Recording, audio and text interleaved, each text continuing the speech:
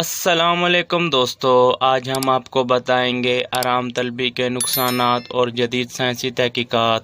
آپ شاید یہ سن کر حیران ہوں گے کہ بستر میں ایک ہفتہ آرام کرنے سے ہڈیوں کے حجم میں 1% کمی واقع ہو جاتی ہے۔ اس لیے بڑے آپریشن اور فلو وغیرہ میں مبتلا ہونے کے بعد کیلشیم کی اضافی خوراک استعمال کرنی چاہیے۔ نیبراسکا کی کرائٹن یونیورسٹی کے ہڈیوں اور کیلشیم کے چوٹی کے ماہر ڈاکٹر رابرٹ بینی کے مطابق بستر میں لیٹے رہنے سے ہڈیاں بے عملی کی وجہ سے گھلنے لگتی ہیں اور گھلاؤ کی یہ رفتار 1% فی ہفتہ رہتی ہے۔ حقیقت یہ ہے کہ بیکاری نہایت بری چیز ہے، وہ آدمی کی تمام بہترین صلاحیتوں کو کھا جاتی ہے۔ بیکار آدمی بظاہر دیکھنے میں زندہ معلوم ہوتا ہے، مگر حقیقت میں وہ ایک مرا ہوا انسان ہوتا ہے۔ اس کے اندر سے وہ تمام لطیف احساسات ختم ہو جاتے ہیں جو کسی انسان کو حقیقی معنوں میں انسان بناتے ہیں۔ ڈاکٹروں کا کہنا ہے کہ صحت مندی بڑھتی عمر اور دماغی چستی کا گہرا تعلق ہے۔ بیکار دماغ بالکل اس طرح ختم ہو جاتا ہے جیسا کہ نا استعمال ہونے والی ٹانگ۔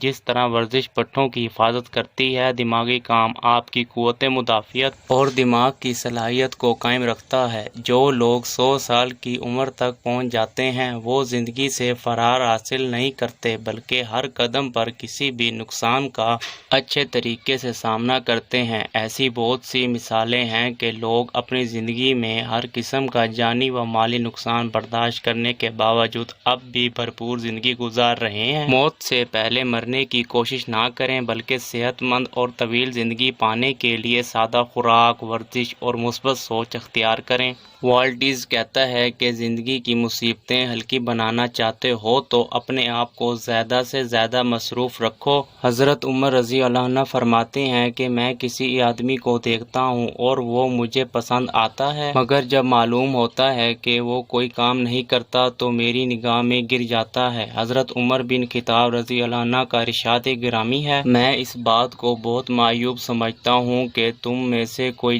یعنی زندگی بسر کرے، نہ دنیا کے لیے کوئی عمل کرے نہ آخرت کے لیے۔ حضور نبی کریم کا فرمان عالی شان ہے، اللہ تعالیٰ نوجوان سے سستی پر نفرت کرتے ہیں۔ دوستو، اگر ویڈیو اچھی لگی ہو تو لائک کریں، چینل کو سبسکرائب کریں، اپنا خیال رکھیے گا۔ ملتے ہیں نیکسٹ ویڈیو میں۔ اللہ حافظ۔